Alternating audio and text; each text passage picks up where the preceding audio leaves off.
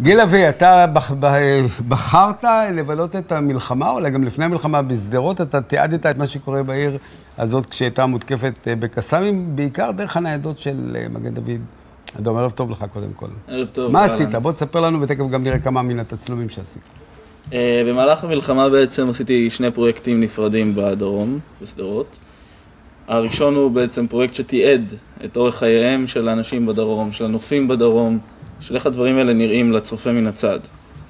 הפרויקט השני הוא פרויקט שבו התלוויתי למד"א ולמנכ"ל מד"א אלי בין, וביחד עם דובר המבצעי של מד"א ששיתף פה פעולה לאורך כל הדרך. אתה דרומי מה שנקרא? אתה מהאזור?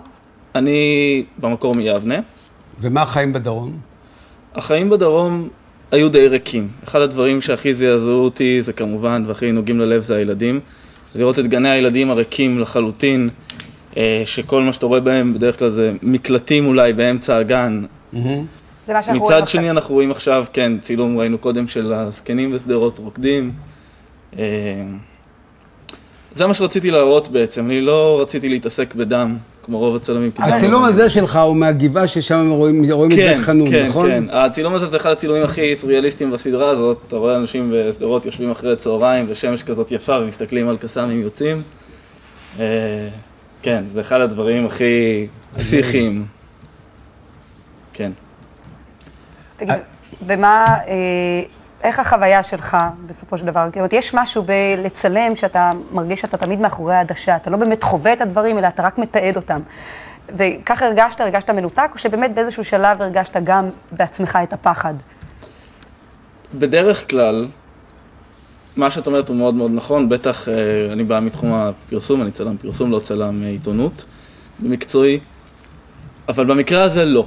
במקרה הזה יצאתי למשימה בעצם אחרי שקיבלתי הרבה מאוד מיילים ופניות, בעיקר מאנשים שהכרתי בחול, בעיקר לקוחות שלי, קולגות, שאמרו לי, מה המדינה שלך עושה שם?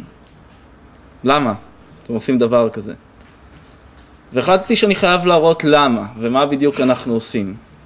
ואיך נראית שדרות, ואיך נראית האישה הזו שעלתה שבועיים שלושה קודם ארצה, דרך אגב, באחת מדינות חבר העמים לשעבר, לשדרות, עברה להתגורר שם, וראיתי אותה בשוק הריק שחטף כמה ימים קודם פגיעת קסאם, פשוט עומדת עם דגלים.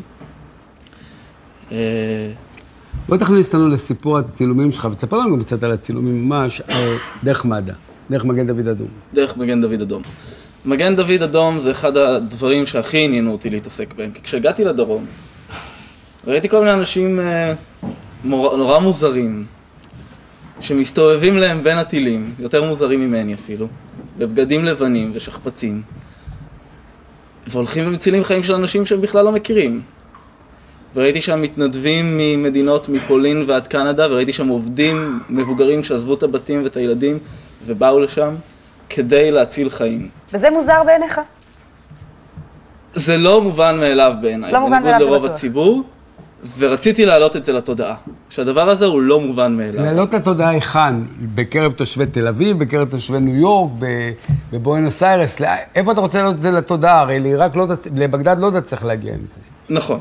שני חלקים. החלק הראשון של שדרות ואורך החיים בשדרות נועד קודם כל לתודעה הישראלית ופורסם גם בארץ, מקומות אחרים. החלק השני, מד"א, נועד מבחינתי לתת איזשהו פוש לעוד אנשים לבוא ולעשות את זה, קודם כל, כי זה חשוב. ולישון במקלט, כמו שהאיש הזה שבתמונה כרגע עושה, לא דבר פשוט ומובן מאליו שמישהו יעשה אותו. וכל הכבוד מגיע להם לזה. זה נכון.